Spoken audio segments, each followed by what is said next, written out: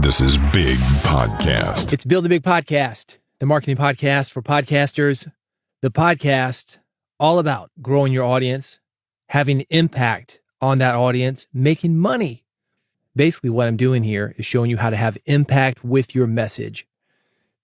I'm not talking about chalking up likes and downloads and other arbitrary statistics. No. I'm talking about having real impact with your words, doing work that matters. I rarely talk about tech, only if it's in service of those things. If you're interested in tech, this is not the place for you. But if you want to grow your audience, welcome. Bigpodcast.com is the website. My name is David Hooper, and this episode is part 3 of the 4-part series I'm doing, talking with Clouse about him taking his podcast, Creative Elements, to creativeelements.fm, and getting connected to the HubSpot podcast network. That's originally why I brought Jay in. But on this episode, we're talking about a lot of things, ads and income strategy of your podcast. Going to show you the behind the scenes of how that works. CPM versus a niche buyout. Which option is better for you? CPM, if you're not familiar, how much you're charging for every 1,000 downloads that you get. We're digging into partnerships, specifically partnerships with networks and broadcasting companies, content creation. But it's not just content that we're doing here. It's like those download statistics that I'm talking about. Content, what is that? We're talking about making a connection with people and making impact with the content that you create. Speaking of that content, we're going to talk about how you're doing it. The churn and burn content creation philosophy, or are you going for quality versus quantity? Either way works. There are pros and cons to each. We'll be going into that. Also, the hierarchy of content creators, because not all content creators are equal, not in the eyes of a listening or viewing audience. We can act like it doesn't matter. Those are the guys who say, no, man, just record it on a phone. See, this is where I get into the tech. You can't just record it on the phone if you want somebody to respect you like the guys that are recording with good quality. So we dive a little bit into that.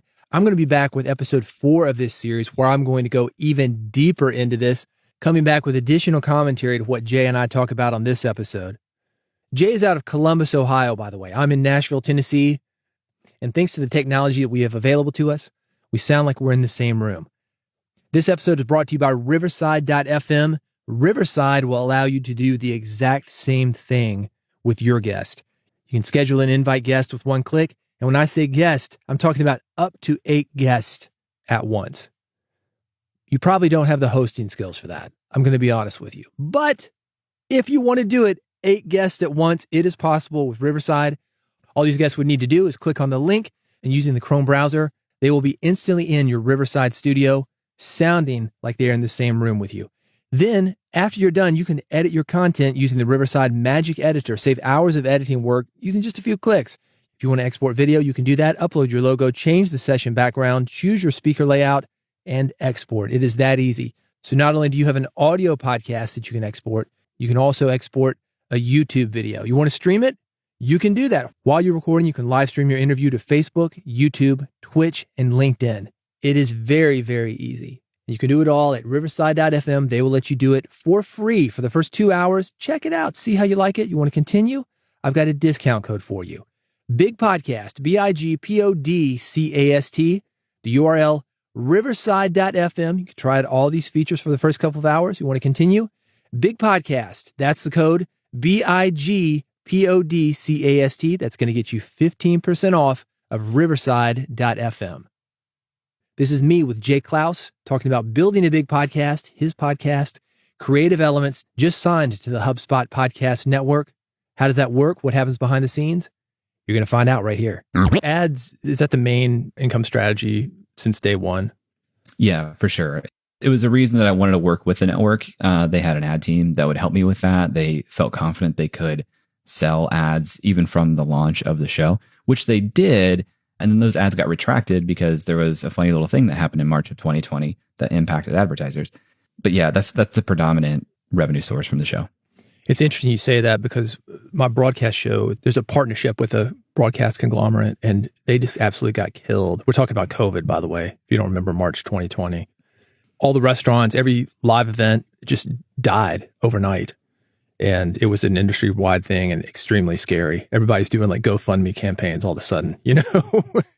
Yeah, and it was like, well, we're gonna wait and see. It was very much like a preemptive move of like, we don't know what's going to happen this year, but maybe we shouldn't spend this money in the way that we were going to spend it. Thinking about the parallels of that, having that broadcast show, we do our show in 4 segments, meaning 3 ad breaks, basically. I'm curious with you because when you mentioned 10 minutes, I was like, damn, Jay, that's a lot of ads. And I wanted to jump into that. You have how many ad breaks in the hour-ish interview? We have pre-roll ads, then we have the 2 mid-roll breaks, and then we have post-roll. Okay. And we have more than 1 ad unit in each of those breaks. So the pre-roll, we have 3 ad units. One of them is a cross promo with another show on the network, and then 2 advertiser spots. The mid-rolls are similar, where the first mid-roll is 2 spots, 2 advertiser spots. Second mid-roll is 3 spots, 2 advertiser spots, and then usually another cross promo or something, once again, for the network. And then the 2 post-roll that nobody really buys and nobody really cares. I could have 10 ads in the post-roll and it would just be the post-roll, so. Well, that's one of those things, kind of like it's a nice value add. Maybe, hey, we'll throw this on there, give you a little bonus. It's a good thing for negotiation. That's what I've found. Yeah. But not one of those that people, even my call to action, like, hey, everybody subscribe to this podcast. I'm like, yeah, nobody's listening to this. There was some independent research done to show that the efficacy of advertisements in podcasts was higher if you had a pre-roll and a mid-roll in the same episode. So we end up with a lot of advertisers that will purchase both as part of their package, because then you get exposed to the message twice, even though it's a different message, it's said another way. But now you've just been exposed to repetition, which is so important for so many things. And you can do that within 1 episode. And you're doing dynamic ad insertions, so you can flip these back and forth to whatever you want them to be. Yeah, and we're using the Spotify ad network on the back end as well. So if we have an ad campaign that's promised 40,000 impressions, if that runs up in real time, that will be replaced with some other ad inventory on the Spotify ad network. So those spots are always full, but sometimes there are advertisers that we didn't sell directly. I was going to ask that. Who sells your ads? You're doing direct sales then? Yeah, I have a sales team, still working with Podglomerate on the sales side, and they do a really great job. How does that work? They take a percentage and then give you a percentage? Yeah, it's a revenue share. I won't go into the exact split, Sure, but I got it. Industry-wide, it's typically either 80-20, 70-30, or 60-40 on that, depending on who you're working with and what type of volume you're driving. It's in that range. Just as a comparison, I mentioned the broadcast show, and that has 6 minutes of ads per hour. When we go to syndication, we provide 3 of those ads and just keep the ad revenue, and then the local station gets 3. So it's free content for them, and then it's 100% of 3 minutes of sales. So yeah, there are different ways to do it. I'm curious with you guys with these dynamic ads. You were not always doing dynamic ads when you take it back to the very first podcast, Upside. Right. It was just a host read ad, I'm assuming, or you played something and it was there forever. Yeah, and I think that makes a lot of sense if you're not big enough to play the CPM game. And we were not. We were selling ads predominantly actually to service providers. And then we would bake that into each audio episode and it lived there into perpetuity. What has the response been from your audience as far as the dynamic ads versus something where I know that you're reading it live or not, but something that's not dynamic? Well, it kind of depends. Like doing a live read in the episode doesn't necessarily sound different than a host read ad that's inserted using dynamic ad insertion. So most of the time, they don't understand what dynamic ad insertion is. They don't know when and how these things change. They're not listening to the same episode over and over again. So a lot of listeners probably think that the ads are all baked in and chosen for that episode. They certainly respond to the host read stuff better than the SPAN network, the Spotify audio network stuff that just kind of gets cycled in and it's whoever is reading that. The response has been okay, not negative in any way. I will occasionally get someone to say like, you have a lot of ads, but no one's getting angry or saying, I can't listen to the show anymore because it has too many ads. What people will complain about is those SPAN ads, because sometimes the volume is different. The audio file that was uploaded to the Spotify audio network might be just like louder. The level, so, yeah. So like, why is this? And then recently we found out that there were political ads running in those spots in geolocated states. So like there was an ad in Texas for a specific candidate. Ooh. And I heard about that. So I found out that I can actually, in the Spotify audio network controls, I can exclude certain ad categories. And so I've done that for sensitive things like drugs, alcohol, financial products, politics, things like that. Well, that's one of the things that scares people a lot. And similar situation, I believe it was with the same network, Recovery Podcast. And it was like, hey, do you like to party? Come on down. It's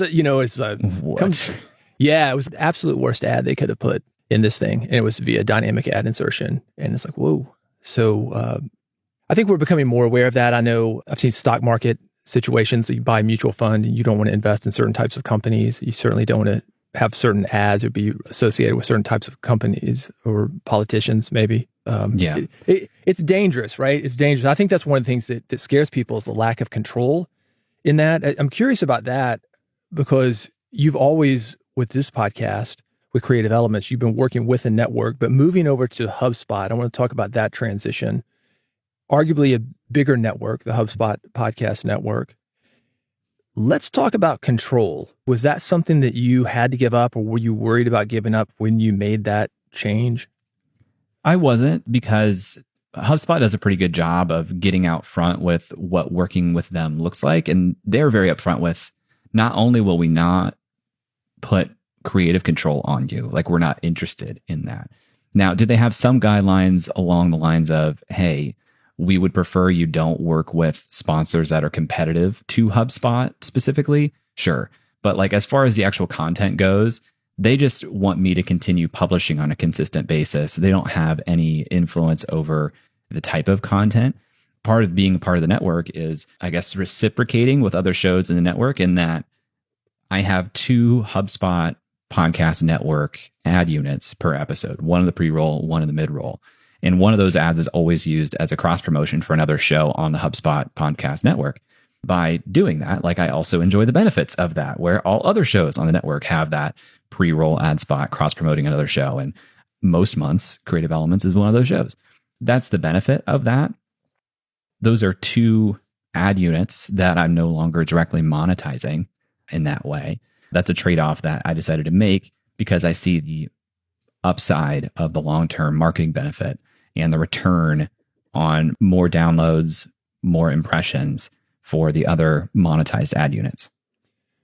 I want to take it back to those guidelines that they've got for you. There was nothing, it sounds like, as far as content, but they expect you to operate in a specific way, right? I mean, could it be an explicit podcast? Could you talk about sex, drugs, and rock and roll? Anything like that they said, you might want to stay away from these topics? Because, just like you being associated with a brand, I would think that they don't want to be associated with certain topics. I think that would have been a deciding factor of would they have invited me on in the first place. It would be wildly out of character for me to go in that direction. Right. They look at the shows that they bring on ahead of time to see, is this a good content fit? My show doesn't veer anywhere close to like sensitive subjects like that, where we would have to have a discussion of like, maybe steer clear of this or be more conservative on that. Like it's just never even come close. So I don't know if that ever enters into the conversations they have with other shows, but as a business network, I doubt it. All their shows are business shows. They're pretty targeted around helping people improve their businesses, helping people start and run businesses, not a lot of lifestyle content. From what it sounds like, though, they knew you were an established property already. And let's get into negotiating the deal. I think that helped you to negotiate a deal rather than somebody just walking up to them and say, hey, let me on the network. I've got nothing to show. I've just got this idea. They knew what they were getting because you had the numbers. Oh, for sure. How did you get connected with these guys? Did they approach you or you approach them? They've put a lot of time and effort and investment into promoting the HubSpot podcast network. I think they're doing a really good job of raising the brand of the podcast network within HubSpot. A couple times per year, they run what they call their Creator Accelerator program. It's an experience built for smaller, earlier stage shows for the most part. It's very similar functionally to the benefits that I enjoy.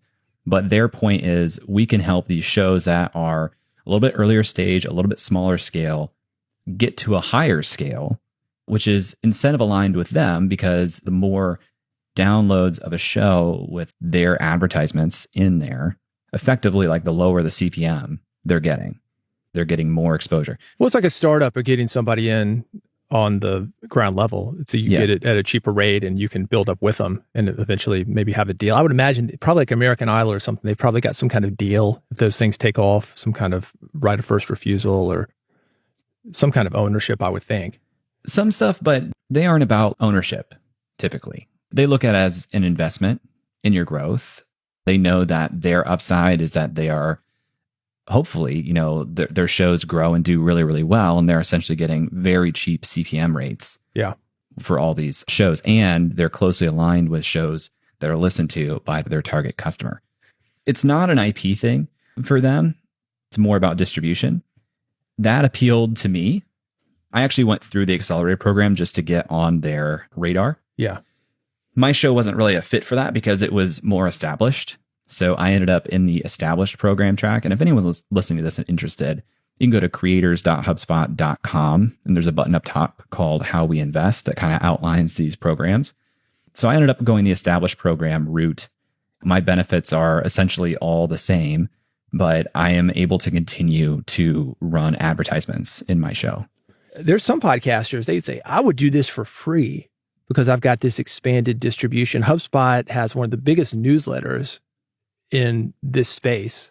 HubSpot bought The Hustle a couple years ago. They never disclosed the terms of that deal because Sam, the owner of The Hustle, never wanted to disclose the terms of that deal, but safe to say tens of millions of dollars. At the time, The Hustle, fairly certain, also owned My First Million, or at least was a co-owner of My First Million with Sean Purry. So HubSpot does own that show. But yeah, since my show is already running advertising units, it was important to me that I wasn't taking like a financial step back by joining a network. So I couldn't just give all of my advertising inventory to HubSpot. Typically in the accelerator program, those shows are at a scale where they're not yet running advertisements. So putting HubSpot ads in there is just an added bit of time to the episode.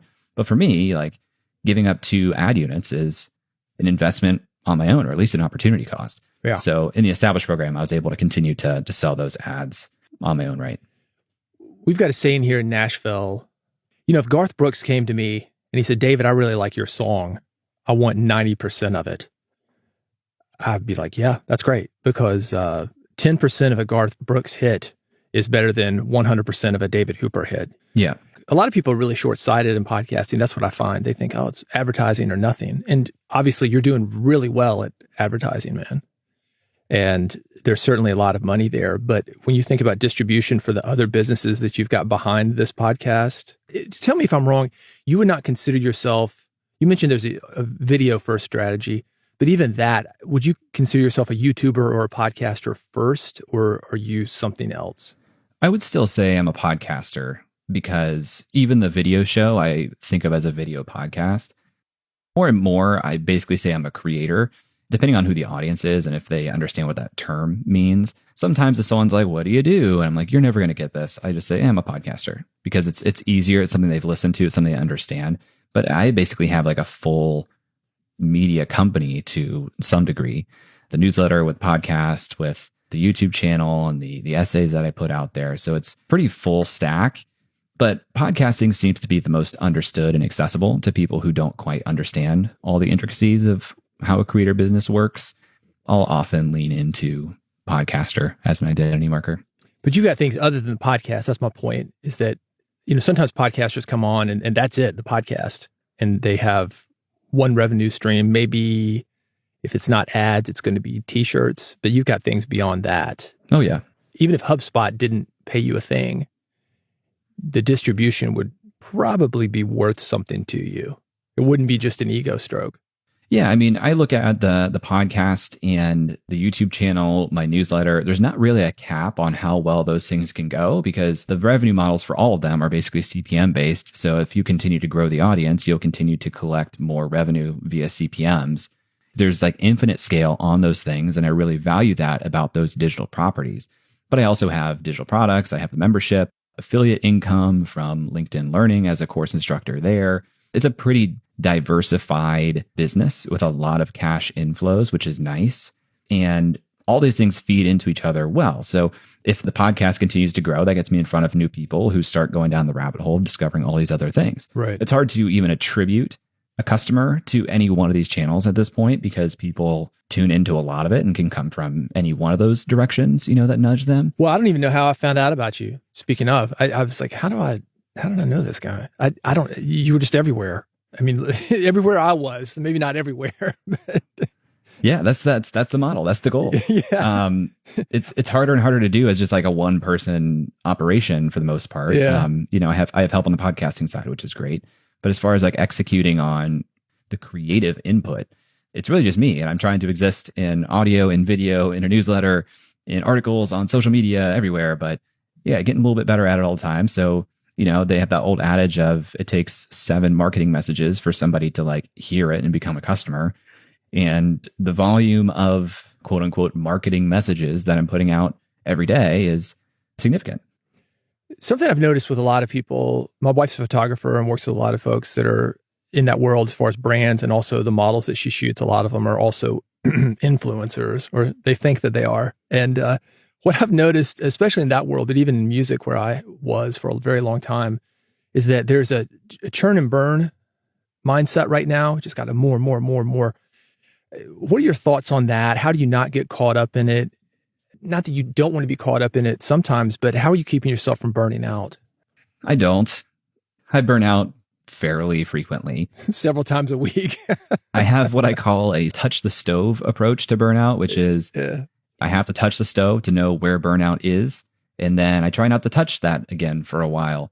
But I'm not very proactive about not touching the stove. I just approach it slowly and things start to feel hotter. And maybe that's a sign, but often I still touch the stove. I will say, though, I look at the trends on social media in particular right now, and the way that these platforms are dealing with content, which, they're getting more and more content all the time. It does seem like we're starting to see a better job of these platforms of identifying content that's doing well and in their eyes is like the better content, right? And pushing that a little bit further. Right. It's hard to just win on quality of content if you don't have any reach on that platform to begin with. So it's hard to say, it's hard for me to know at the scale I'm at now, which isn't huge, but it's also bigger than most. Is my ability to lean into quality over quantity right now unique to me in the position that I'm in? Or is this a moment in time where that's the right solution for all creators? Because I am finding that if I publish less, let things breathe a little bit more, but those things are better, the returns are higher than just playing a volume game. I've certainly seen that in music and in just the creator world, we'll call it. There's a level of the guys that are just, I don't know, let's say that it's more or less spam, and then there's like a mid-level, and you're at the mid-level, upper mid-level, and then there are the guys that are like the New York Times bestseller, or you've had a book on the chart for 6 months. And I think there's jumping to that level that a lot of people are trying to go to. And then when you're there, like a Malcolm Gladwell, for example, arguably Seth Godin, even though I know he blogs every day, that's his thing, but he doesn't seem like he's caught up in that. He seems like that's just who he is. I've definitely thought about it, my own self, being 50 years old, being like, how much longer can I keep this up, man? I like to ask people, because you seem like you are having a hot year, dude. You're having a good run, and you seem like you are set to go wherever you want with this thing. Like you could take it to that New York Times level if you wanted to. I wouldn't say that for everybody, but for whatever you've been doing. Any final thoughts on that? Your biggest worries, the next level, keeping it going? I appreciate you saying that. I do feel more momentum than I have in the past, which is great. It's also scary because this year I'm tracking on somewhere north of 325,000 for the year in terms of top line revenue. And that's crazy. It's more than 2x last year, which was already a factor above the year before that. Yeah. And that feels awesome. But then also I know the calendar will turn and that tally starts over. Right. And it feels like a lot of pressure. Like, am I actually going to match that or exceed that? And do I need to? Do I care? Is that the game that I'm playing where I'm trying to just get more and more revenue? Or should I use this baseline of what I can expect to come in every month to actually reclaim more time and focus on bigger bets or bigger projects. And I haven't really decided what to do with that. Momentum's an amazing thing to have and a hard thing to start, easy thing to lose. Yeah. So first and foremost, I'm just trying to maintain that because it opens up a lot of doors, and it's a rich get richer world in a lot of ways. And attention and opportunity with content is no different. At least you own your distribution channels for the most part, the podcast, Yep.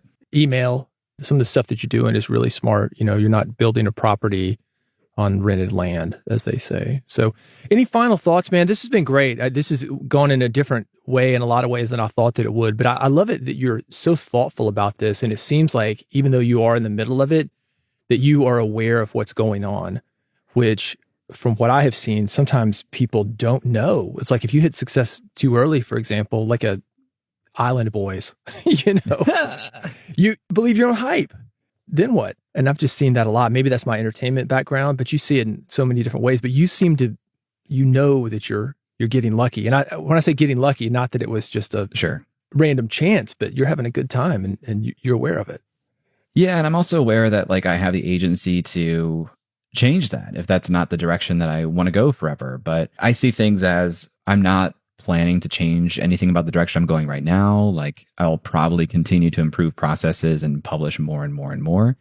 I probably would have gotten here a lot faster if I would have dabbled on everything less and became a student of one platform or one medium to a higher degree. So my advice to somebody listening to this is don't try to be everywhere at once. Don't try to do everything and get all systems going at once. Take them one by one, get really good at one of them. And that's a lot easier then to leverage into another arena. I think that's a winning formula, especially in this time. And also, as you're being a student of that platform, try to make a lot of friends that are doing that well or on the same journey at about the same stage as you.